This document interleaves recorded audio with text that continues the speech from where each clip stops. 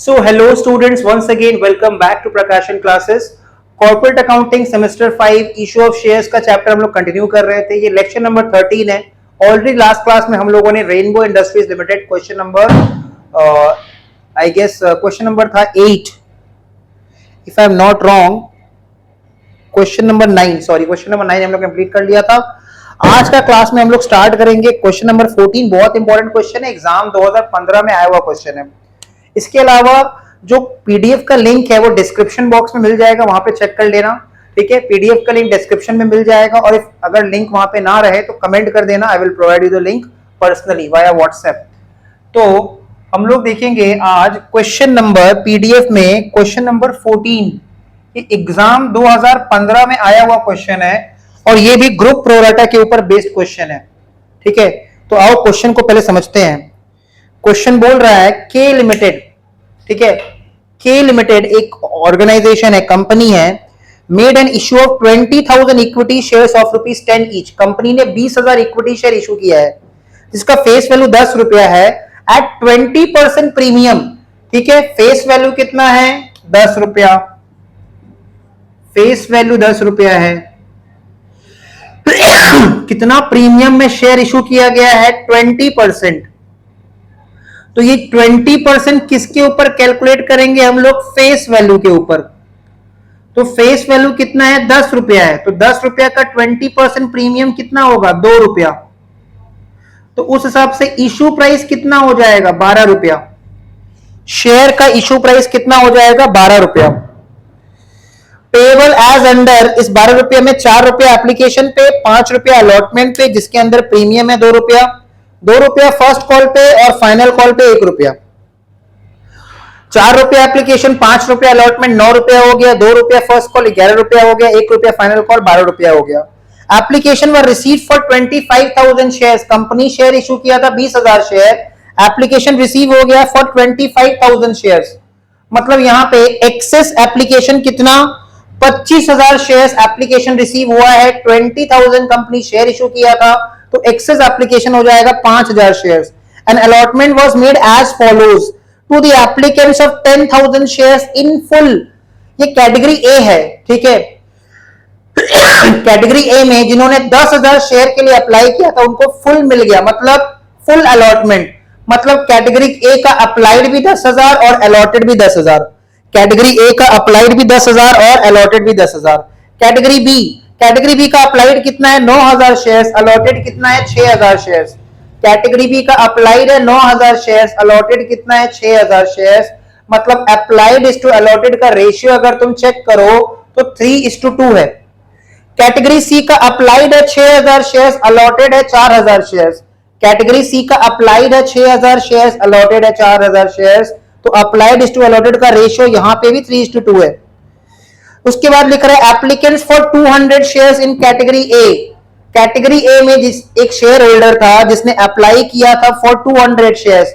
देखो जो category A को बिलोंग करता है ना, उसने जितना शेयर के लिए अप्लाई किया होगा उसको उतना शेयर्स अलॉट हुआ होगा, बिकॉज कैटेगरी ए है फुल अलॉटमेंट कैटेगरी जिसका अप्लाइड और अलॉटेड सेम है। कैटेगरी ए है फुल अलॉटमेंट कैटेगरी जिसका अप्लाइड और अलॉटेड सेम है। लेकिन category B and category C जो है ना वो प्रो राटा कैटेगरी है जिसका अप्लाइड ज्यादा है, अलॉटेड कम है। कैटेगरी सी, बी और सी जो है वो प्रो राटा कैटेगरी है जिसका अप्लाइड ज्यादा है, अलॉटेड कम है। तो applicants for 200 shares in category A and applicants for 150 shares in category B fail to pay allotment money. मतलब एक एप्लीकेंट जिसने अप्लाई किया था, एक शेयर होल्डर जिसने अप्लाई किया था for 200 shares in category A, definitely उसको अलॉट भी हुआ होगा 200 shares. He fail to pay the allotment money. इसके अलावा applicants of 150 shares who belong to category B, applicants of 150 shares who belong to category B जिसने apply किया था for 150 shares, but definitely इसको जो शेयर्स अलॉट हुआ होगा वो 150 से कम हुआ होगा, तो इन दोनों ने अलॉटमेंट का पैसा नहीं दिया। And these shares were forfeited on their failure to pay the first call money. ठीक है, तो इन्होंने अलॉटमेंट का भी पैसा नहीं दिया और फर्स्ट कॉल पर भी पैसा नहीं दिया और फर्स्ट कॉल के बाद ही कंपनी ने इनका शेयर्स फॉरफीट कर लिया। होल्डर्स ऑफ, होल्डर्स का मतलब होता है जो होल्ड करते हैं, that is allotted shares. Holders का मतलब क्या समझा रहा है? Allotted shares. Holders of 200 shares under category C, category C को जो बिलोंग करता है, holders of 200 shares fail to pay first and final call money. जब वर्ड होल्डर लिखा रहेगा ना, मतलब इतना शेयर वो पर्टिकुलर शेयर होल्डर होल्ड करता है और उसको अलॉट भी वही हुआ था। ठीक है, जितना हमको अलॉट होता है ना उतना हम होल्ड करते हैं। तो होल्डिंग वर्ड से समझ में आ रहा है कि 200 शेयर्स अलॉटेड था एक शेयर होल्डर को जो कैटेगरी सी को बिलोंग करता था। He failed to pay the first and final call money and those shares were forfeited after the final call was made. तो कुछ शेयर्स फर्स्ट कॉल के बाद फॉरफिट हो रहा है, कुछ शेयर्स फाइनल कॉल के बाद फॉरफिट हो रहा है, मतलब सम्स में 2 बार फॉरफीचर है। 300 शेयर्स ब्रैकेट में लिखा है 200 shares of category A and 100 shares of category B were reissued eight ₹7 पर शेयर फुल्ली पेड। ठीक है, कंपनी ने 10 का शेयर ₹7 में री इशू कर दिया था। कंपनी ने 10 का शेयर ₹7 में री इशू कर दिया था, तो लॉस ऑन री इशू ₹3 हो रहा है। इस सम में हमको बस जर्नल एंट्री पास करना है इन the books of K limited. ये एग्जाम में आया हुआ क्वेश्चन है, एग्जाम 2015 में आया हुआ क्वेश्चन है, सीयू बीकॉम ऑनर्स एग्जाम 2015 में आया हुआ क्वेश्चन है। So let's start with the question. Heading दे देंगे in the books of K limited journal, in the books of K Limited journal, date, particulars, ledger folio, debit amount, credit amount। तो in the books of K limited journal, date, particulars, ledger folio, debit amount and credit amount. तो सबसे पहले क्या आएगा ना, application का receive का entry आएगा। देखो एप्लीकेशन कितना रिसीव हुआ था, 25,000 शेयर्स पे, और कितना करके रिसीव हुआ था, ₹4 करके। तो सबसे पहले हम लोग पास करेंगे एप्लीकेशन का रिसीव का entry, bank account debit. Company को एप्लीकेशन का पैसा रिसीव हुआ, कंपनी का बैंक बैलेंस बढ़ गया, इंक्रीज हो गया। बैंक हमारा एसेट होता है, एसेट का होता है डेबिट बैलेंस, एसेट इंक्रीज हो गया तो asset account debit. 25,000 equity shares पे एप्लीकेशन मनी ₹4 करके, तो 25,000 इक्विटी शेयर्स पे एप्लीकेशन मनी ₹4 करके हो जाएगा 1 lakh. Bank account debit to equity share application account, bank account debit to equity share application account, 1 lakh 1 lakh. Narration लिख देंगे, equity share application, equity share application money received on 25,000 equity shares at the rate ₹4 each, at the rate ₹4 each। तो equity share application money received on 25,000 equity shares at the rate ₹4 each। ये हो गया हम लोग का application का receive का entry. अब आ जाएंगे एप्लीकेशन का ड्यू का एंट्री में। 25,000 इक्विटी एप्लीकेशन रिसीव हुआ था, कंपनी शेयर इशू किया था 20,000, तो एक्सेस एप्लीकेशन है 5,000 इक्विटी शेयर्स पे। अब आ जाते हैं एप्लीकेशन का ड्यू का एंट्री में। एप्लीकेशन का ड्यू का एंट्री में जर्नल हम लोग पास करेंगे equity share application account debit, equity share application account debit. 25,000 equity shares पे वही ₹4 करके, तो equity share application account debit 25,000 equity shares पे ₹4 करके 1 लाख। इसके बाद जितना शेयर कंपनी इशू किया था, कितना शेयर इशू किया था, कंपनी इशू किया था 20,000 इक्विटी शेयर्स। जितना शेयर कंपनी इशू किया था उतना पे ही पैसा लेने का हक रखता है, राइट रखता है। कंपनी को पैसा लेने का राइट कितना शेयर्स पे है, 20,000 शेयर्स पे। क्योंकि कंपनी शेयर कितना इशू किया था, 20,000 इक्विटी शेयर्स इशू किया था। तो कंपनी को 20,000 इक्विटी शेयर्स पे 4 रुपया करके हक बनता है पैसा लेने का। तो जितना शेयर कंपनी ऑफर किया था पब्लिक को, उतना शेयर पे पैसा लेने का हक रखता है। तो 20,000 इक्विटी शेयर्स पे 4 रुपया करके 80,000 कैपिटल में ट्रांसफर हो गया। 20,000 इक्विटी शेयर्स पे 4 रुपया करके 80,000 कैपिटल में ट्रांसफर हो गया। और जो एक्सेस एप्लीकेशन मनी है, जो एक्सेस एप्लीकेशन था 5,000 equity shares, company share issue किया था 20,000, एप्लीकेशन रिसीव हो गया 25,000, तो एक्सेस एप्लीकेशन कितना हो गया 5,000। तो वो जो 5,000 एक्सेस एप्लीकेशन है, उस 5,000 एक्सेस एप्लीकेशन पे एप्लीकेशन मनी कितना करके 4 रुपया करके, कंपनी शेयर कितना इशू किया था 20,000, कंपनी को एप्लीकेशन कितना रिसीव हो गया 25,000, तो एक्सेस एप्लीकेशन कितना 5,000 इक्विटी शेयर्स पे, और 5,000 इक्विटी शेयर्स पे एक्सेस एप्लीकेशन मनी कितना, एप्लीकेशन मनी था 4 रुपया करके, तो एक्सेस एप्लीकेशन मनी होगा 5,000 इक्विटी शेयर्स पे 4 रुपया करके 20,000, जो एडजस्ट हो जाएगा अलॉटमेंट के साथ।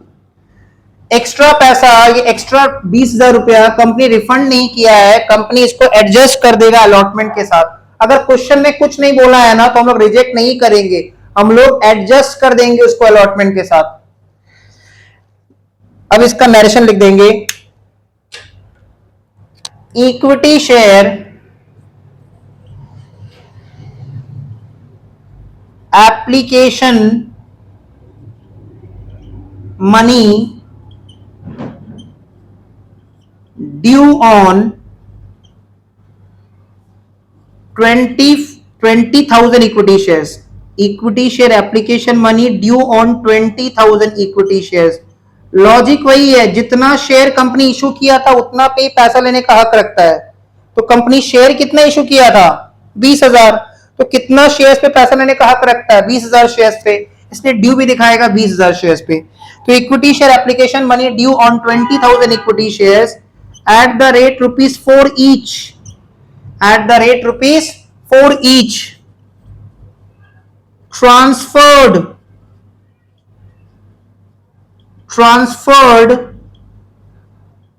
to equity share capital, transferred to equity share capital, and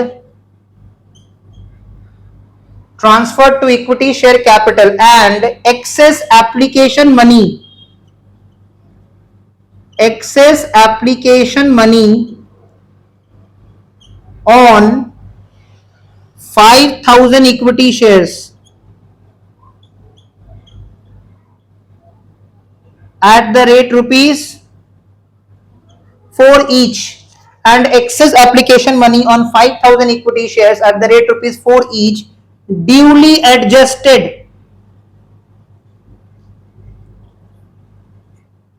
with equity share allotment, with equity share allotment as per board's resolution, as per board's resolution number ... dated ... बड़ा narration एक बार read कर दे रहे हैं। बोल रहा है equity share application money due on 20,000 equity shares at the rate ₹4 each, transferred to equity share capital and excess application money on 5,000 equity shares at the rate ₹4 each, duly adjusted with equity share allotment as per board's resolution number ... dated ... तो ये हो गया application का due का entry with narration. तो हम लोगों ने 2 जर्नल एंट्री पास कर दिया, एक एप्लीकेशन का रिसीव का एंट्री हो गया और एक एप्लीकेशन का ड्यू ट्रांसफर का एंट्री हो गया, ड्यू या फिर ट्रांसफर का एंट्री हो गया। अब नेक्स्ट एंट्री आएगा अलॉटमेंट का ड्यू का एंट्री, नेक्स्ट एंट्री आएगा अलॉटमेंट का ड्यू का एंट्री। तो नेक्स्ट एंट्री पास करेंगे अलॉटमेंट का ड्यू का एंट्री। अब देखो पूरा सम जो है वो 20,000 शेयर्स पे बनेगा, तो अलॉटमेंट का ड्यू का एंट्री हम लोग दिखाएंगे 20,000 शेयर्स पे अलॉटमेंट कितना करके है, क्वेश्चन में अलॉटमेंट 5 रुपया करके है, तो अलॉटमेंट का ड्यू का entry, equity share allotment account debit, equity share allotment account debit 20,000 equity shares पे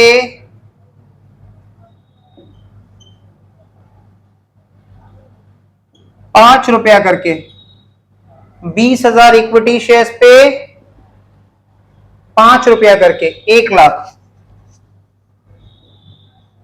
इस 5 रुपया में भूल मत जाना 2 रुपया प्रीमियम भी है, इस 5 रुपया में 2 रुपया प्रीमियम है, तो इस 5 रुपया में ना 2 रुपया प्रीमियम है, तो कैपिटल में कितना ट्रांसफर होगा? 3 रुपया। तो लिख देंगे to equity share capital account, to equity share capital account 20,000 equity shares पे कैपिटल 3 रुपया करके, 5 रुपया में 2 रुपया प्रीमियम था, तो कैपिटल में कितना ट्रांसफर हो गया? 3 रुपया। तो 20,000 इक्विटी शेयर्स पे 3 रुपया करके 60,000, एंड 2 रुपया का जो प्रीमियम है वो सिक्योरिटीज प्रीमियम में ट्रांसफर हो जाएगा। याद रखना, सिक्योरिटीज प्रीमियम कंपनी के लिए प्रॉफिट है, कैपिटल प्रॉफिट, और बैलेंस शीट में इसको कौन सा हेड में दिखाते हैं? इक्विटी एंड लायबिलिटीज के अंदर share holders fund, share holders fund के अंदर रिजर्व एंड सरप्लस। तो 20,000 इक्विटी शेयर्स पे प्रीमियम 2 रुपया करके 40,000। नरेशन लिख देंगे,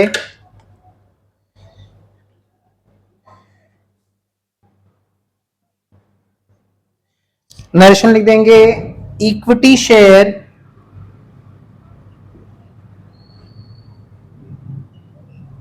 allotment money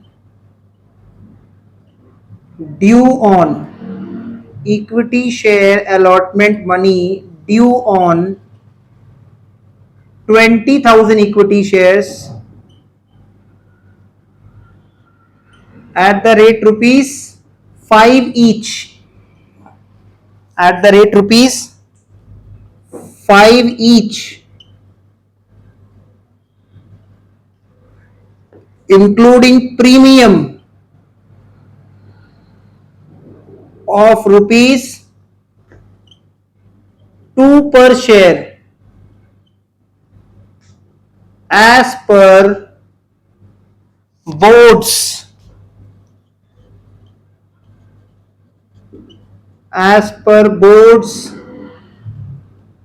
resolution number ...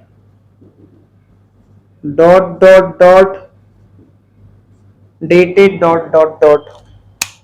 as per board's resolution number ...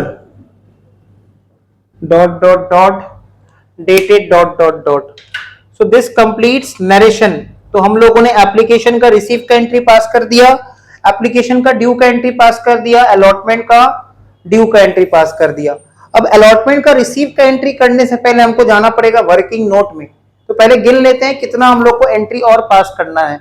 allotment का रिसीव का एंट्री, फर्स्ट कॉल का ड्यू का एंट्री, फर्स्ट कॉल का रिसीव का एंट्री, फॉर फ्यूचर का एंट्री, फाइनल कॉल का ड्यू का एंट्री, फाइनल कॉल का रिसीव का एंट्री, अगेन फॉर फ्यूचर का एंट्री, उसके बाद री इशू का entry, profit on reissue का entry, allotment receive, first call due, first call receive, forfeiture final call due, final call receive, forfeiture री issue, profit on री issue. मतलब कुल मिला के देख लो कितना होता है ये 9 एंट्री पास करना है, 9 एंट्री पास करना है, विद नरेशन भी लिखना है।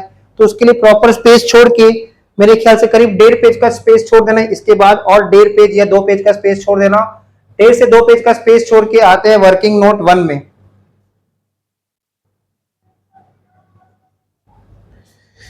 तो वर्किंग नोट 1 में पहले हेडिंग दे देंगे calculation for number of shares allotted to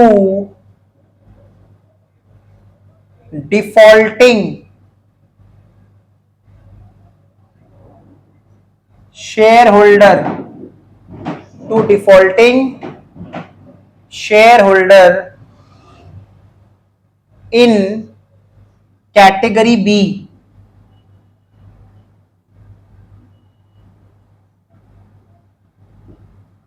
in category B।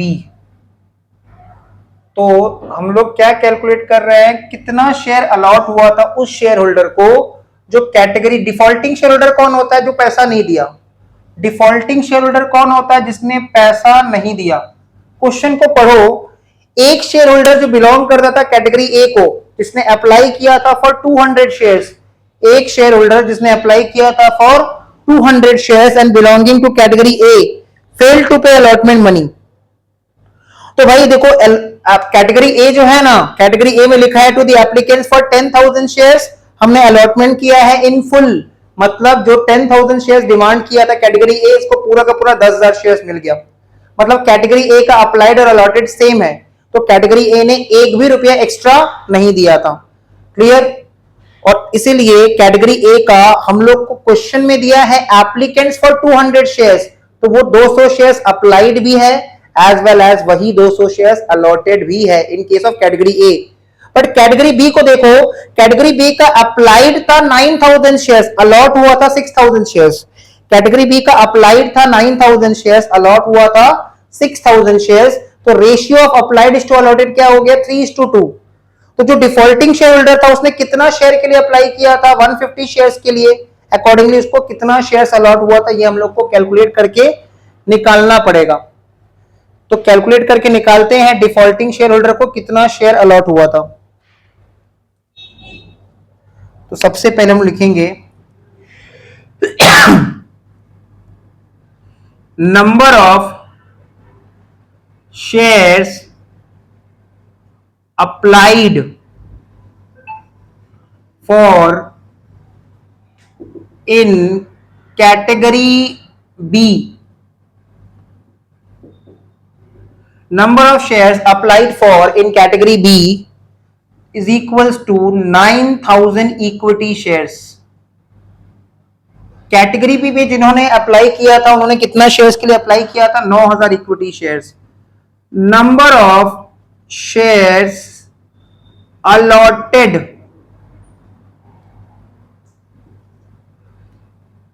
allotted to the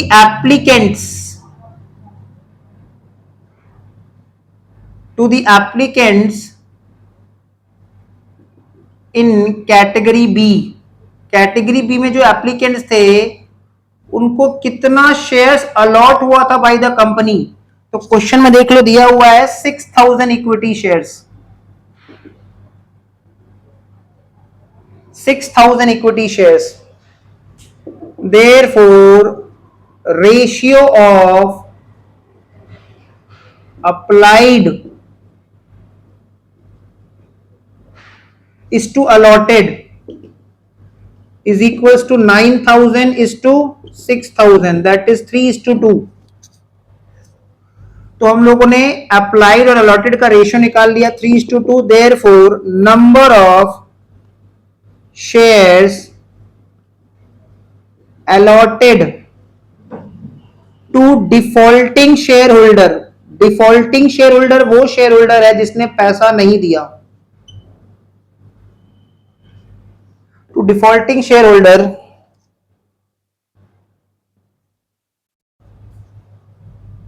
in category be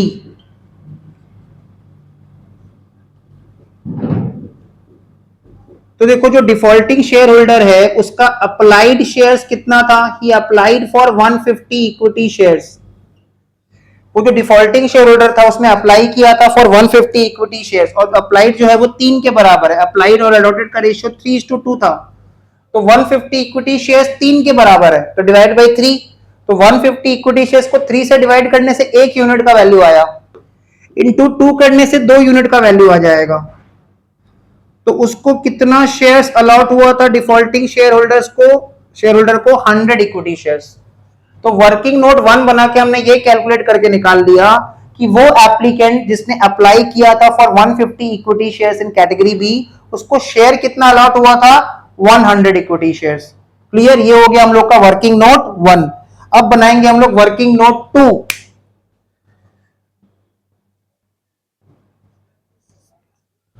working note 2, calculation for adjustment पर शेयर, ब्रैकेट में लिख देंगे एपीएस,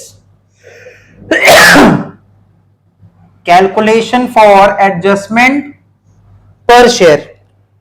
नो, एपीएस निकालने के लिए हमने फॉर्मूला टाइप बना दिया था। देखो यहां पे ना एपीएस हम दो अलग अलग कैटेगरी का निकालेंगे और हो सकता है कि दोनों कैटेगरी का एपीएस सेम आ जाए। पहला बात, कैटेगरी ए के लिए एपीएस कैलकुलेशन नहीं होगा क्योंकि कैटेगरी ए का अप्लाइड और अलॉटेड सेम है। एपीएस का कैलकुलेशन कैटेगरी बी के लिए होगा और कैटेगरी सी के लिए होगा और अलग अलग होगा क्योंकि कैटेगरी वाला सम्स है।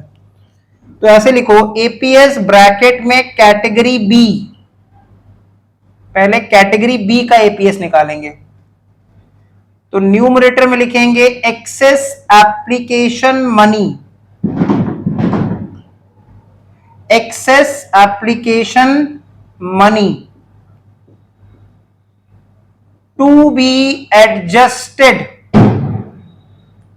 To be adjusted with allotment, excess application money to be adjusted with allotment, whole divided by number of equity shares allotted to pro rata category। तो पहले कैटेगरी बी का देखते हैं। ध्यान से देखना, कैटेगरी बी का अप्लाइड 9000 इक्विटी शेयर्स था, अलॉट 6000 इक्विटी शेयर्स था। कैटेगरी बी के रिस्पेक्ट में अप्लाइड एप्लीकेशन था 9000 इक्विटी शेयर्स के लिए, अलॉट हुआ था 6000 इक्विटी शेयर्स। तो एक्सेस एप्लीकेशन कितना था कैटेगरी बी के रिस्पेक्ट में, 3000 इक्विटी शेयर्स, और एप्लीकेशन मनी कितना करके था, 4 रुपया करके। कैटेगरी बी का अप्लाइड 9000 शेयर्स था, अलॉटेड 6000 शेयर्स था। तो कैटेगरी बी के रिस्पेक्ट में एक्सेस एप्लीकेशन कितना था, 3000 इक्विटी शेयर्स, और एप्लीकेशन मनी कितना था, 4 रुपया करके। तो 3000 इक्विटी शेयर्स पे 4 रुपया करके होता है 12000, whole divided by number of equity shares allotted to pro rata category. Pro rata category को कितना इक्विटी शेयर्स अलॉट हुआ था, कैटेगरी बी को कितना इक्विटी शेयर्स अलॉट हुआ था, 6000। तो न्यूमरेटर में आ रहा है 3000 इक्विटी शेयर्स पे 4 रुपया करके 12000, डिनोमिनेटर में आ रहा है 6000 इक्विटी शेयर्स, डिनोमिनेटर में आ रहा है 6000 इक्विटी शेयर्स। तो 12000 डिवाइड बाय 6000, तो ये आ रहा है ₹2 पर शेयर। ये निकल गया एपीएस, ये कैटेगरी बी का एपीएस। अब अगर हम कैटेगरी सी का एपीएस निकालें तो थोड़ा फॉर्मूला को समझो। एक्सेस एप्लीकेशन कैटेगरी सी के रिस्पेक्ट में कितना, कैटेगरी सी ने अप्लाई किया था फॉर 6000 शेयर्स। चेक करो क्वेश्चन, कैटेगरी सी ने अप्लाई किया था फॉर 6000 शेयर्स, उसको शेयर अलॉट हुआ था 4000 शेयर्स। कैटेगरी सी ने अप्लाई किया था फॉर 6000 शेयर्स, उसको शेयर अलॉट हुआ था 4000 शेयर्स। तो एक्सेस एप्लीकेशन कैटेगरी सी के रिस्पेक्ट में कितना, 2000 shares. Excess application category C के रिस्पेक्ट में कितना, 2000 shares. Excess application category C के रिस्पेक्ट में 2000 शेयर्स का, और 2000 शेयर्स पे एप्लीकेशन मनी कितना होगा, न्यूमरेटर 4 रुपया करके, 2000 शेयर्स पे 4 रुपया करके 8000। अगर हम कैटेगरी सी का निकालेंगे तो एक्सेस एप्लीकेशन 2000, एप्लीकेशन मनी 4000, तो न्यूमरेटर में 8000 divide by number of equity shares allotted to category C 4000, तो न्यूमरेटर 8000 बाई 4000, उसका भी 2 रुपया आएगा। लेकिन हमको कैटेगरी सी का एपीएस से मतलब नहीं है। क्यों नहीं मतलब है, चेक करो। जो कैटेगरी सी को बिलोंग करता था ना, उसने अलॉटमेंट फेल नहीं किया। चेक करो क्वेश्चन, जो कैटेगरी सी को बिलोंग करता था उसने अलॉटमेंट फेल नहीं किया, उसने फर्स्ट कॉल और फाइनल कॉल फेल किया है, अलॉटमेंट फेल नहीं किया है। और जो भी एक्सेस एप्लीकेशन मनी है ना वो अलॉटमेंट में ही एडजस्ट हो जाएगा। जो भी एक्सेस एप्लीकेशन मनी है वो अलॉटमेंट में ही एडजस्ट हो जाएगा।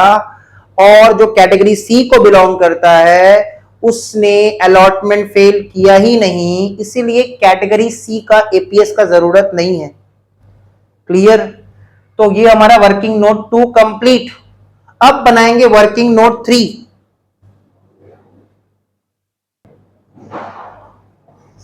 तो वर्किंग नोट 3 में लिखेंगे calculation for amount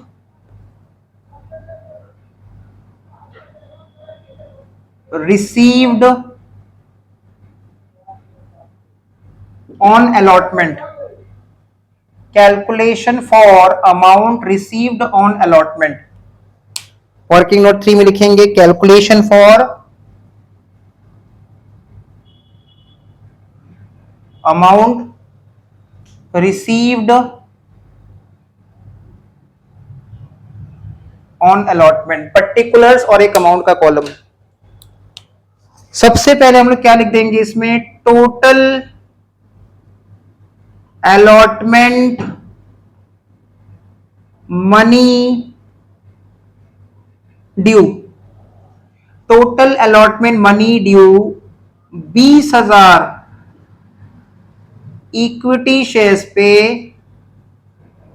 allotment money 5 रुपया करके। अलॉटमेंट का पैसा तो 5 रुपया है ना, जिसमें 2 रुपया प्रीमियम भी है।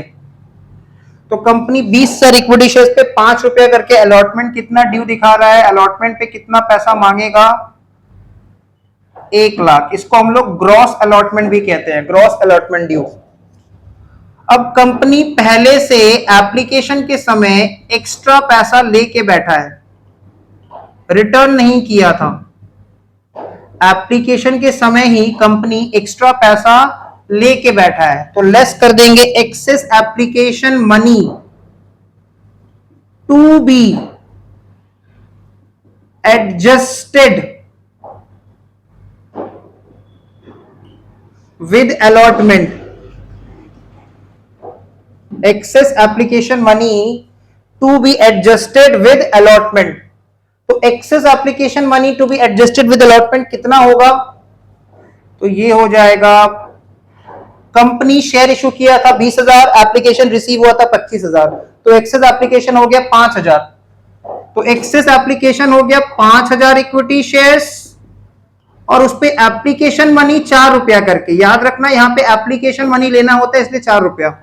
तो 5,000 इक्विटी शेयर्स पे 4 रुपया करके कितना होता है, 20,000।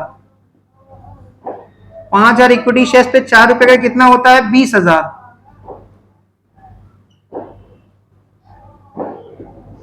तो 80,000 आ रहा है, ये है नेट अलॉटमेंट ड्यू। अगर सब कुछ ठीक रहता तो कंपनी को 80,000 रुपया मिल जाता, बट सब कुछ ठीक नहीं है। कुछ लोग पैसा दे ही नहीं रहे हैं अलॉटमेंट का, फेल कर गए। Calls in arrear category A के रेस्पेक्ट में। तो देखो कैटेगरी ए के रेस्पेक्ट में 200 इक्विटी शेयर्स, एक शेयर होल्डर जो अप्लाई किया था for 200 shares belonging to category A. Category A full allotment category है। फुल अलॉटमेंट कैटेगरी मतलब उसका अप्लाइड और अलॉटेड सेम होगा। तो 200 शेयर्स के लिए उसने अप्लाई किया था, तो उसको अलॉट भी हुआ था 200 शेयर्स, और उसने एप्लीकेशन पे 1 भी रुपया एक्स्ट्रा नहीं दिया, क्योंकि उसको जितना शेयर्स का उसने पैसा दिया था कंपनी के बैंक में, उतना का शेयर्स मिल गया। तो उसने 1 भी रुपया एक्स्ट्रा नहीं दिया है, तो उसको अलॉटमेंट पे पूरा 5 रुपया देना था। मतलब 200 इक्विटी शेयर्स पे 5 रुपया करके 1,000 रुपया उसको देना था, और वो नहीं दे रहा है। दूसरा share holder, defaulting share holder जो बिलोंग करता है कैटेगरी बी को, दूसरा शेयर होल्डर जो बिलोंग करता है कैटेगरी बी को, जिसने अप्लाई किया था फॉर 150 इक्विटी शेयर्स, जिसने अप्लाई किया था फॉर 150 इक्विटी शेयर्स, बट जिसको अलॉट हुआ था 100 इक्विटी शेयर्स, जिसको अलॉट हुआ था 100 इक्विटी शेयर्स। ठीक है, जिसको अलॉट कितना हुआ था, इसको थोड़ा दूर में लिख दे रहे हैं हम, इसको चलो यहां लिख दे रहे हैं, जिसको अलॉट हुआ था 100 इक्विटी शेयर्स, कंपनी अलॉटमेंट पे तो उससे 5 रुपया मांग रहा है, कंपनी अलॉटमेंट पे उससे 5 रुपया मांग रहा है, पर उसका पर शेयर एक्स्ट्रा पहले का दिया हुआ है, एपीएस कैलकुलेशन पर शेयर उसका पहले का दिया हुआ है 2 रुपया। ये जो कैटेगरी बी को बिलोंग करता था, इसने कितना शेयर्स के लिए अप्लाई किया था? 150 इक्विटी शेयर्स। इसको कितना शेयर अलॉट हुआ था? 100 इक्विटी शेयर्स। इसका एप्लीकेशन के टाइम पे ही पर शेयर 2 रुपया एक्स्ट्रा दिया हुआ था, तो अलॉटमेंट कंपनी से कितना मांग रहा था? 5 रुपया, पहले का इसका 2 रुपया दिया हुआ था, तो ये नेट में कितना रुपया देता? 3 रुपया देता, तो वो 3 रुपया नहीं दे रहा है 100 इक्विटी शेयर्स पे, तो 100 इक्विटी शेयर्स पे 3 रुपया नहीं दिया तो 300, तो कुल मिला के कॉल्स इन अरियर हो गया 1300, कुल मिला के कॉल्स इन अरियर हो गया 1300। तो 80,000 में 1300 माइनस कर देंगे, 80,000 में हम लोग क्या करेंगे? 1300 माइनस कर देंगे, तो फाइनली हम लोग को पता चल जाएगा 78,700। ये हो जाएगा अमाउंट रिसीव्ड ऑन अलॉटमेंट।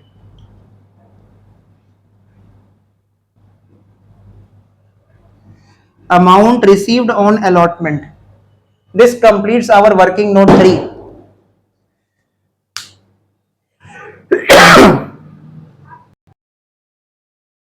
तो देखो वापस आते हैं जर्नल सेक्शन में, अब अलॉटमेंट का रिसीव का एंट्री पास करेंगे।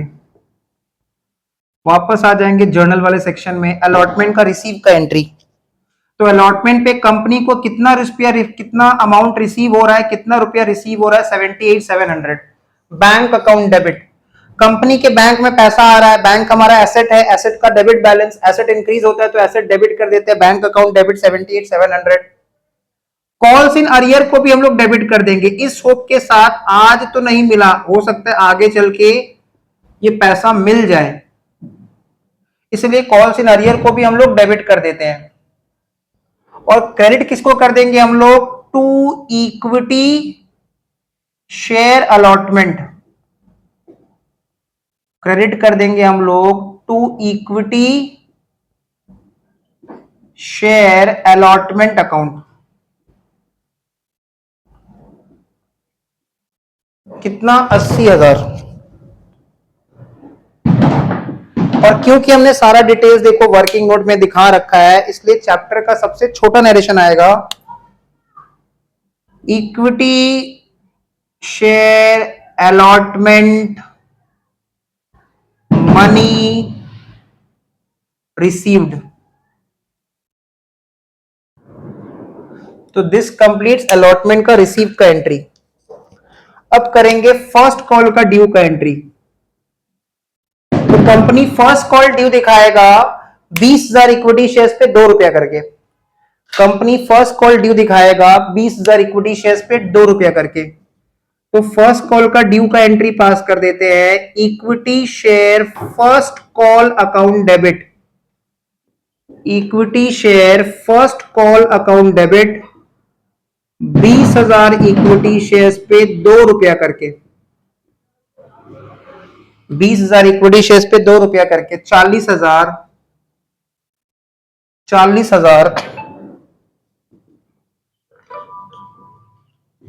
To equity share capital account, to equity share capital account 40,000। ये हो गया फर्स्ट कॉल का ड्यू का entry. Equity share first call account debit to equity share capital, narration लिख देंगे, equity share first call money due on 20,000 equity shares at the rate rupees 2 each. Equity share first call money due on 20,000 equity shares at the rate rupees 2 each. Transferred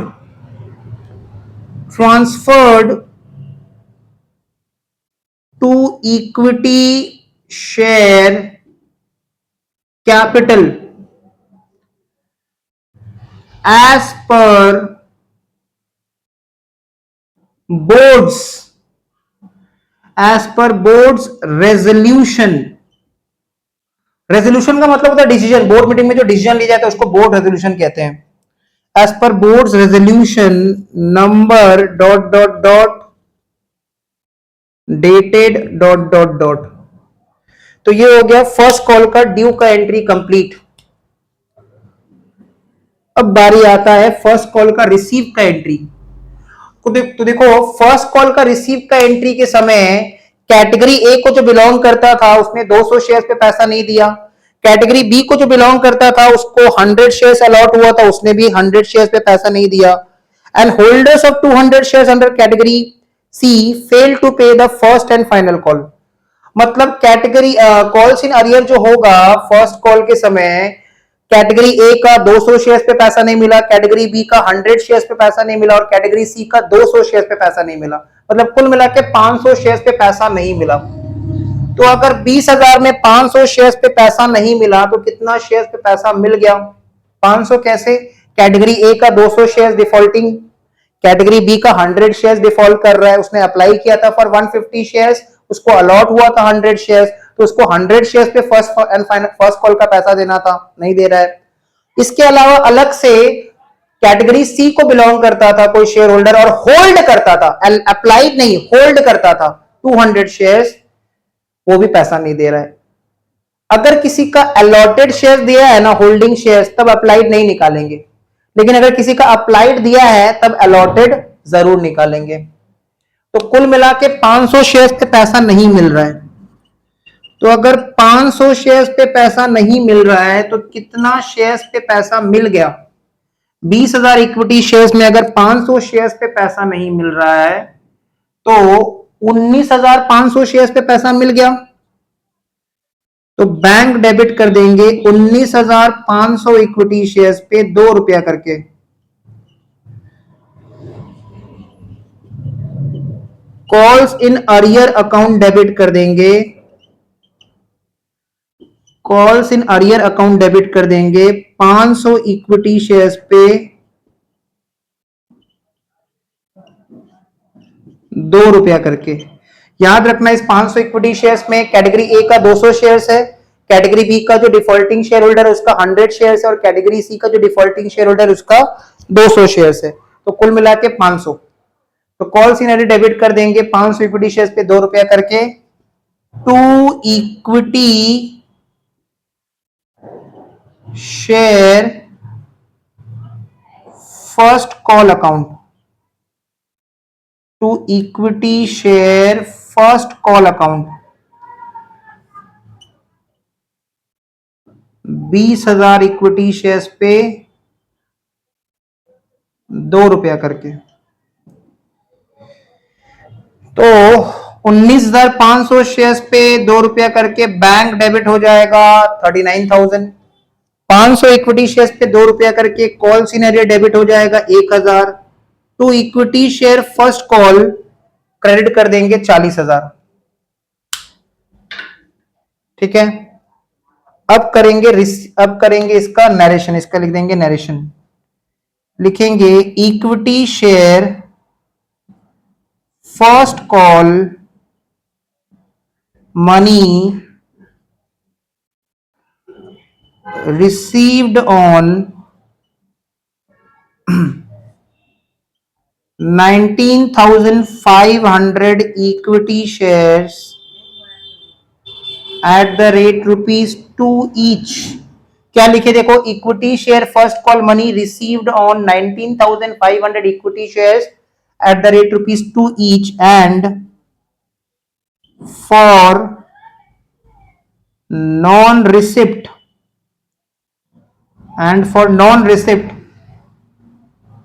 of equity share first call money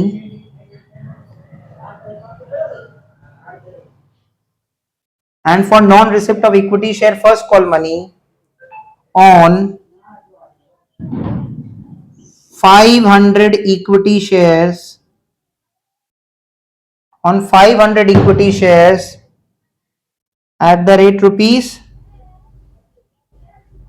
each। transferred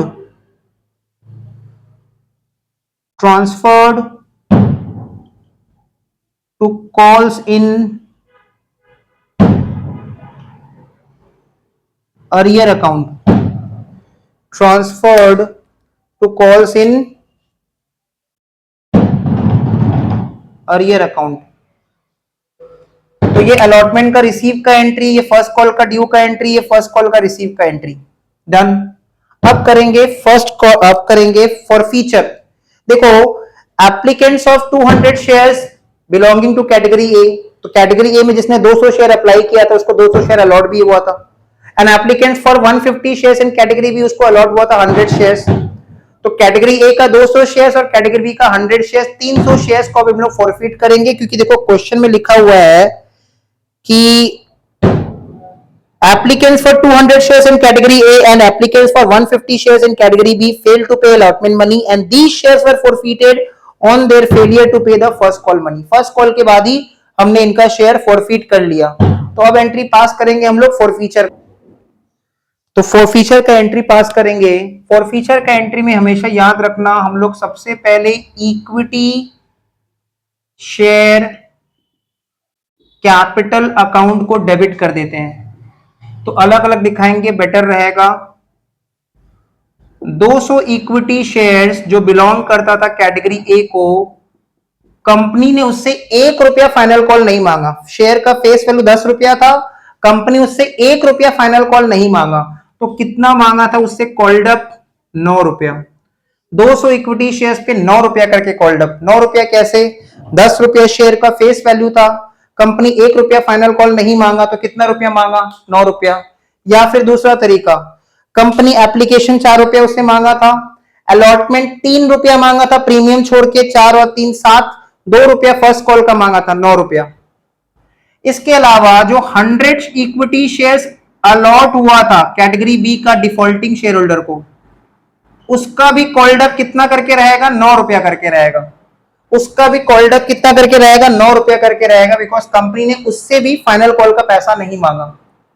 तो 200 equity shares पे 9 रुपया करके called up और 100 equity shares पे 9 रुपया करके called up, तो ये 1800 और ये 900 कुल मिला के 2700 इक्विटी शेयर कैपिटल डेबिट। देखो, इन दोनों ने ही अलॉटमेंट फेल किया था। जो एप्लीकेंट था कैटेगरी ए को बिलोंग करता था उसने भी अलॉटमेंट नहीं दिया था, और जो कैटेगरी बी को बिलोंग करता था उसने भी अलॉटमेंट नहीं दिया था।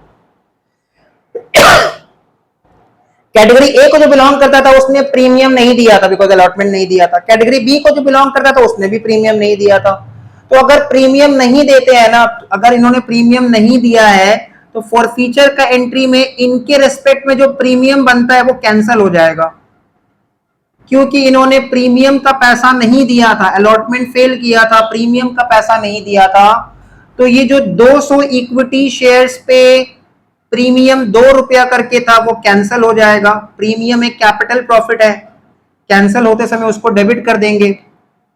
और 100 इक्विटी शेयर्स, इसने भी प्रीमियम नहीं दिया था, 2 रुपया करके प्रीमियम था, तो ये कैंसिल हो जाएगा। तो 200 पे 2 4 रुपया और ये 200 600 रुपया। Securities premium debit to calls in arrear account.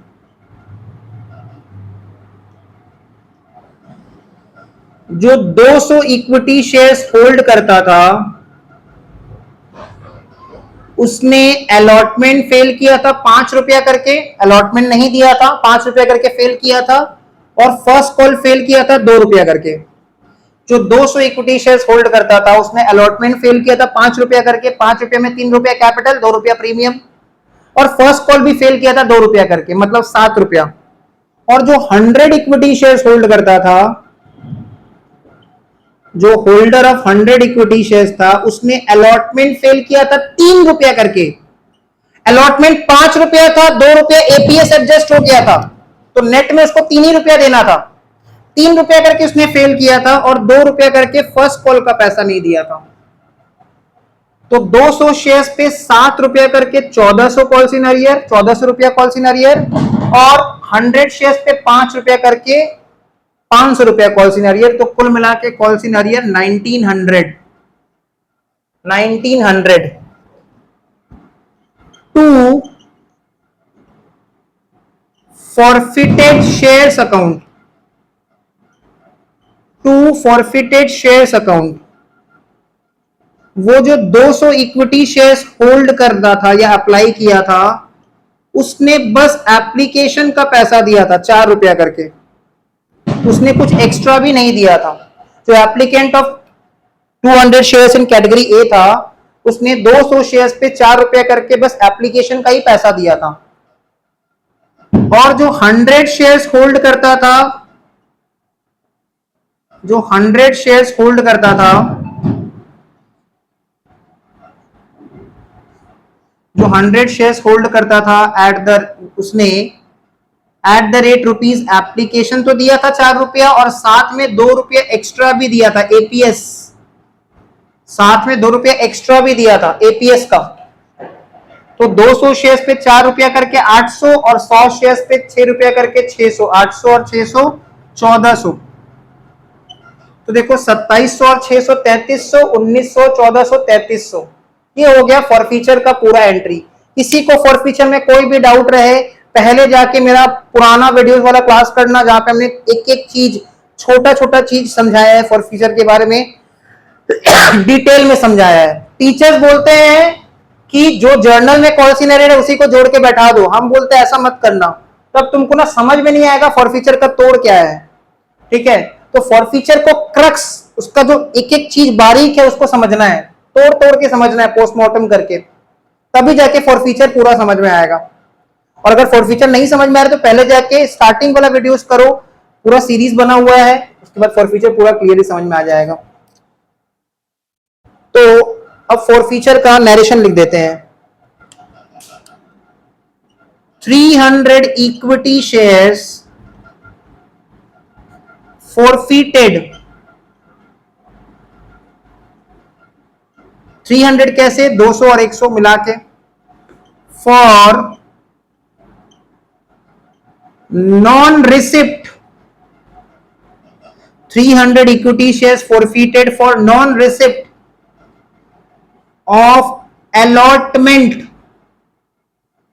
of allotment and first call money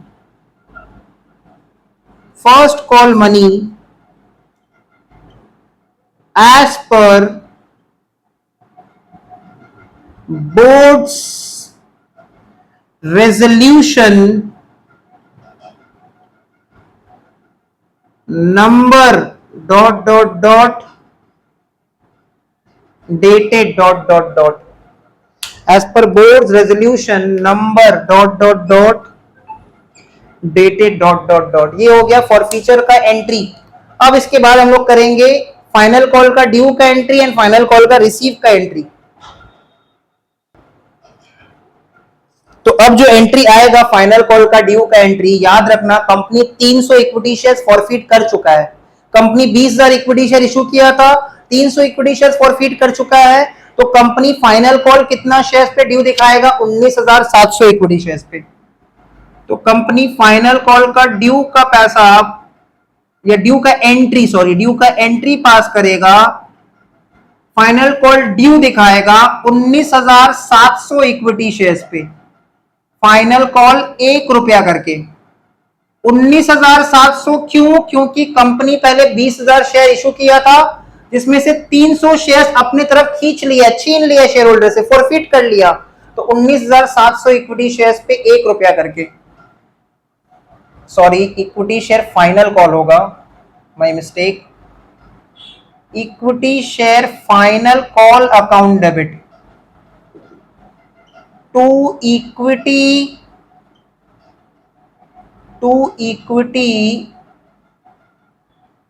share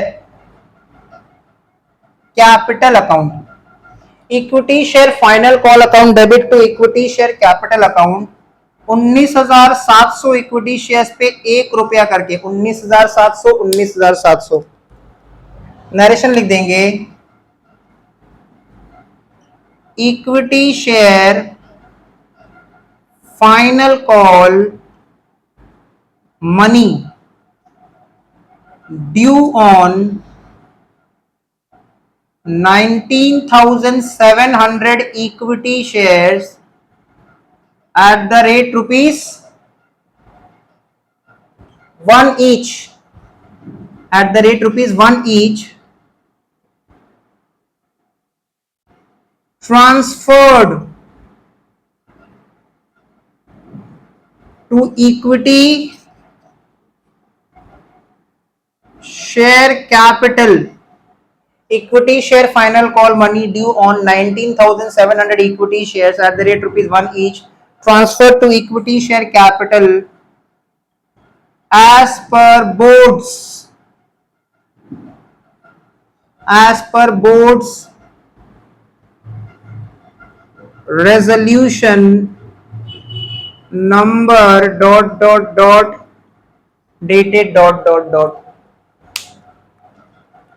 तो ये हो गया फाइनल कॉल का ड्यू का एंट्री विद नरेशन।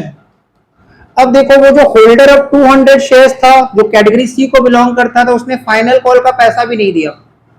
जो होल्डर्स ऑफ 200 शेयर्स था जो कैटेगरी सी को बिलोंग करता था उसने फाइनल कॉल का पैसा नहीं दिया। तो अगर 200 इक्विटी शेयर्स पे फाइनल कॉल का पैसा नहीं मिल रहा है तो कितना शेयर्स पे मिल रहा है? 19,500 इक्विटी शेयर्स पे। तो फाइनल कॉल का रिसीव का एंट्री पास करेंगे bank account debit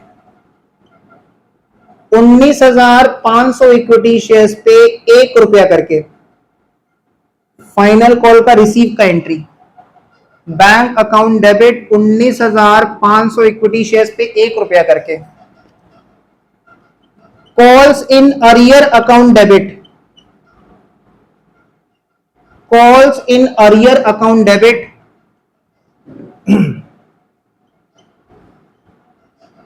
200 equity shares जो होल्डर था of 200 shares belonging to category C, 200 equity shares पे वो 1 रुपया करके फाइनल कॉल का पैसा नहीं दे रहा है। तो 200 इक्विटी शेयर्स पे 1 रुपया करके। 2 equity share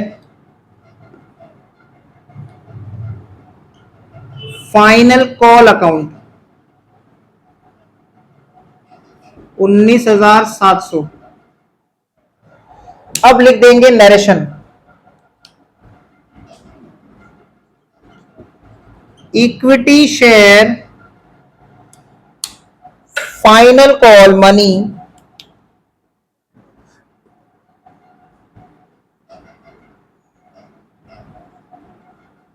received on equity share final call money received on 19,500 equity shares,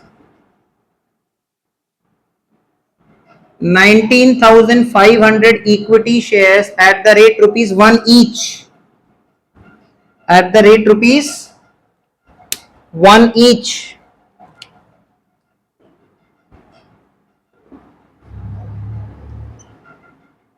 and for non-receipt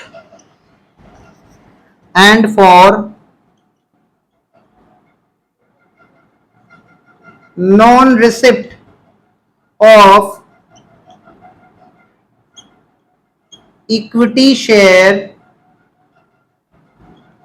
final call money, and for non-receipt of equity share final call money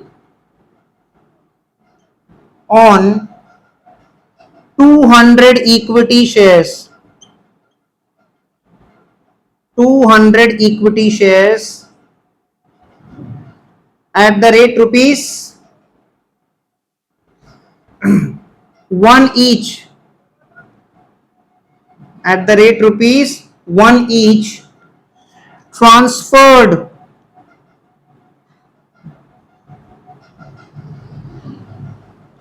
to calls in arrear account। Equity share final call money received on 19,500 equity shares at the rate ₹1 each, and for non-receipt of equity share final call money on 200 equity shares at the rate ₹1 each transferred to calls in arrear account. ये हो गया final call का due का entry और final call का receive का entry. अब इसके बाद हम लोग एंट्री पास करेंगे, यही जो डिफॉल्टिंग शेयर होल्डर है इसको फॉरफिट करेंगे, इसको फॉरफिट करने का एंट्री। तो फॉरफीचर का एंट्री में आते हैं वो जो 200 इक्विटी शेयर्स कैटेगरी सी को बिलोंग करता था, कंपनी ने उससे फाइनल कॉल तक पैसा मांगा था। जो 200 इक्विटी शेयर्स था कैटेगरी सी वाला डिफॉल्टिंग शेयर होल्डर, कंपनी ने उससे फाइनल कॉल तक पैसा मांगा था, मतलब कंपनी ने इसे पूरा कॉल्ड अप किया था 10 रुपया के लिए। तो फॉरफीचर का एंट्री 200 इक्विटी शेयर जो कैटेगरी बी को बिलोंग करता है, एंट्री होगा equity share capital account debit 200 equity shares पे कॉल्ड अप 10 रुपया करके, क्योंकि कंपनी ने उससे एंड तक पैसा मांगा था। तो 200 इक्विटी शेयर पे कॉल्ड अप 10 रुपया करके 2000, 200 इक्विटी शेयर पे कॉल्ड अप 10 रुपया करके 2000। इस शेयर होल्डर ने अलॉटमेंट फेल नहीं किया था, मतलब उसने अलॉटमेंट फेल नहीं किया था तो प्रीमियम का पैसा भी दे दिया था, तो प्रीमियम को डेबिट नहीं करेंगे। इसने क्या क्या फेल किया था? फर्स्ट कॉल 2 रुपया करके नहीं दिया था और फाइनल कॉल 1 रुपया करके नहीं दिया था। ये जो पर्टिकुलर शेयर होल्डर है इसने फर्स्ट कॉल का पैसा नहीं दिया था 200 इक्विटी शेयर्स पे, ठीक है। 200 इक्विटी शेयर्स पे इसने फर्स्ट कॉल का 2 रुपया करके नहीं दिया और फाइनल कॉल का 1 रुपया करके नहीं दिया। 2+1, 2 रुपया फर्स्ट कॉल का नहीं दिया, 1 रुपया फाइनल कॉल का नहीं दिया, तो 3 रुपया नहीं दिया था, मतलब 600 कॉल्स इन एरियर को क्रेडिट कर देंगे 600 से। तो अगर 10 रुपया में 2 रुपया फर्स्ट कॉल, 1 रुपया फाइनल कॉल, 3 रुपया नहीं दिया तो 7 रुपया दिया था। 7 रुपया कैसे? 4 रुपया एप्लीकेशन, 3 रुपया अलॉटमेंट, तो वो उसको रिटर्न नहीं मिलेगा। बात आता है प्रीमियम का। प्रीमियम को हम लोग कंसीडर नहीं करेंगे क्योंकि उसने प्रीमियम दे दिया था। फॉरफीचर का एंट्री में प्रीमियम तभी आता है अगर शेयर होल्डर प्रीमियम पे नहीं करता है। इसने पे कर दिया था तो उस प्रीमियम का बात ही नहीं करेंगे। तो 200 इक्विटी शेयर्स पे इसने 7 रुपया दिया था, जिसमें 4 रुपया एप्लीकेशन का था और 3 रुपया अलॉटमेंट का था। 1400 ये हो गया फॉरफीचर का एंट्री। ये प्रॉफिट ऑन फॉरफीचर है उसका, ठीक है। क्लियर? नरेशन लिख देंगे 200 equity shares forfeited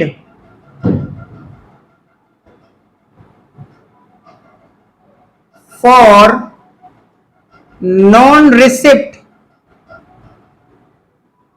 of equity share first call and final call as per board's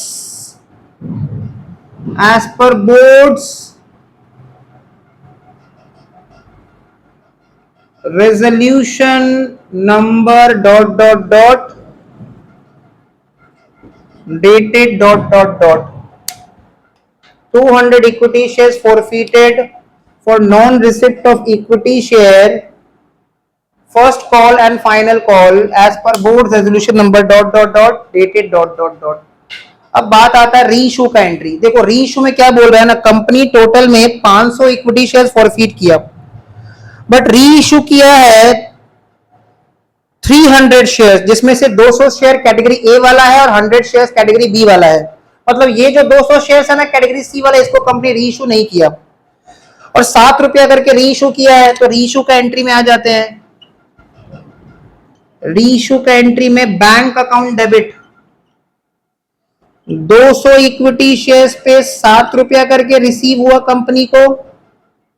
company ने 200 फॉरफिटेड शेयर्स को 7 रुपया करके रीइशू कर दिया और 100 इक्विटी शेयर्स जो फॉरफिट किया था कैटेगरी बी वाला, उसको भी 7 रुपया करके रीइशू कर दिया।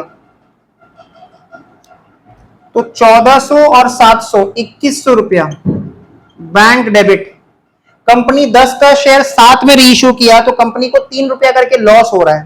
कंपनी 10 का शेयर 7 में रीइश्यू किया तो कंपनी को 3 रुपया करके लॉस हो रहा है, तो forfeited shares account debit, forfeited shares account debit. 200 equity shares पे 1 रुपया करके, सॉरी 3 रुपया करके, 200 इक्विटी शेयर्स पे 3 रुपया करके एंड 100 इक्विटी शेयर्स पे भी 3 रुपया करके loss.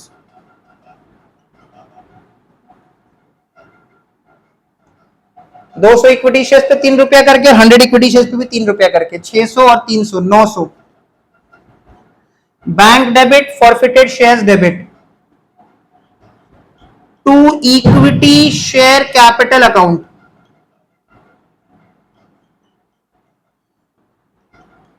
To equity share capital account 200 equity shares fully paid up बोला है, मतलब 10 रुपया पेड अप, तो पेड अप 10 रुपया करके मल्टीप्लाई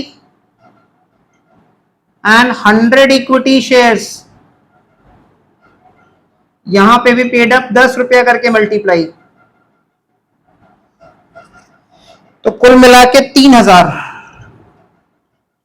तो bank debit, forfeited shares debit to equity share capital 3000। Narration लिख देंगे 300 forfeited shares reissued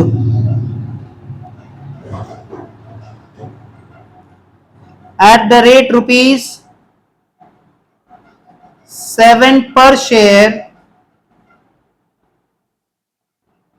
fully paid up at the rate rupees 7 per share, fully paid up। ये हो गया री इशू का एंट्री लास्ट।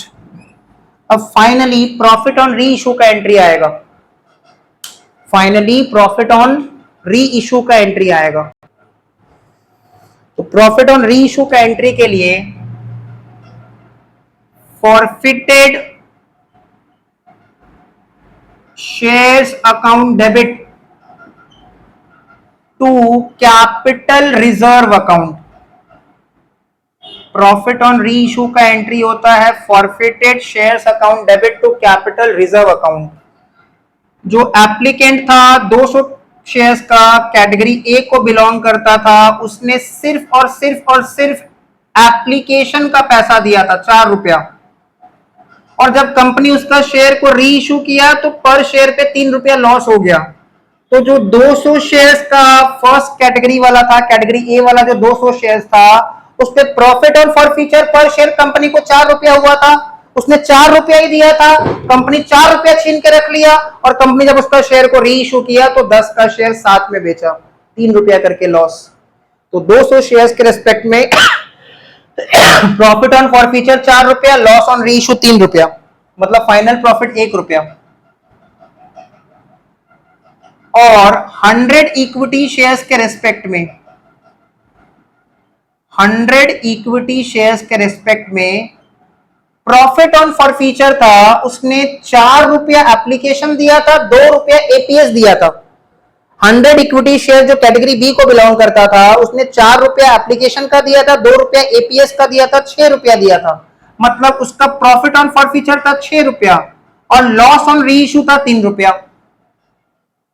तो यहां पे 1 रुपया का प्रॉफिट 200 शेयर्स पे, यहां पे 3 रुपया का प्रॉफिट 100 शेयर्स पे, तो 200 और 300 कुल मिला के फाइनल प्रॉफिट 500 रुपया,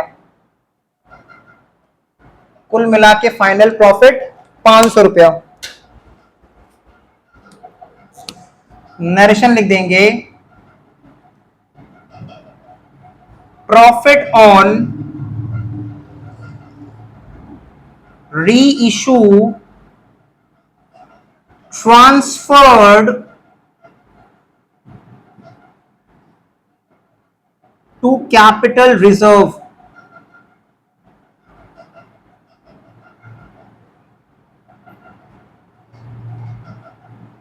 transferred to capital reserve।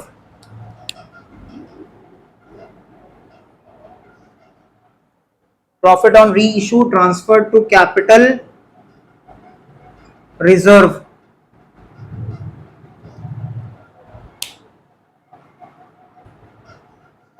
Now सबको ट्राई करना है ना कि होमवर्क में तुम लोग होमवर्क भी बनाना है। Question number 12, the directors of Google limited, ये भी एग्जाम में आया हुआ क्वेश्चन है, बहुत इंपॉर्टेंट क्वेश्चन है। Directors of Google limited invited application for 2 lakh equity shares, जिसका फेस वैल्यू 10 रुपया था, ठीक है, of ₹10 to be issued at 20% premium, ठीक है। ये ₹10 के बाद जो लैक्स लिखा है ना उसको कट कर देना, वो मिस प्रिंटिंग है। The directors of Google Limited invited application for 2 lakh equity shares of ₹10 each होगा, वो lakhs नहीं होगा, each होगा, to be issued at 20% premium. The installments payable on each shares for as under. Application 5 रुपया, allotment 4 रुपया, जिसमें 2 रुपया premium है, फर्स्ट कॉल 2 रुपया, फाइनल कॉल 1 रुपया। Application was received for 2,40,000 shares and allotment was made as under. To the applicants of 1 lakh shares full, to the applicants of 80,000 shares 60,000 shares, to the applicants of 60,000 shares 40,000 shares. An applicant for 1,000 shares falling in category A and holder of 900 shares falling in category B. Holder of 900 shares मतलब allotted shares है वो, holder of 900 shares मतलब allotted shares है। Failed to pay allotment money. The shares were forfeited on failure to pay first call. An applicant for 1,800 shares in category C. Applicant word दिया है तो applied दिया, allotted निकालना पड़ेगा। Falling in category C failed to pay both the calls and these shares were forfeited after final call. 1,500 shares, ठीक है। अच्छा एक लाइन मिस हो गया था ऊपर में, वो जो कैटेगरी ए और कैटेगरी बी फेल किया ना उनका हम लोगों ने फर्स्ट कॉल के बाद ही फॉरफिट कर लिया, पूरा सेम सम है, ट्राई करना होमवर्क में। An applicant for 1,800 shares falling in category C failed to pay both the calls and these shares were forfeited after final call.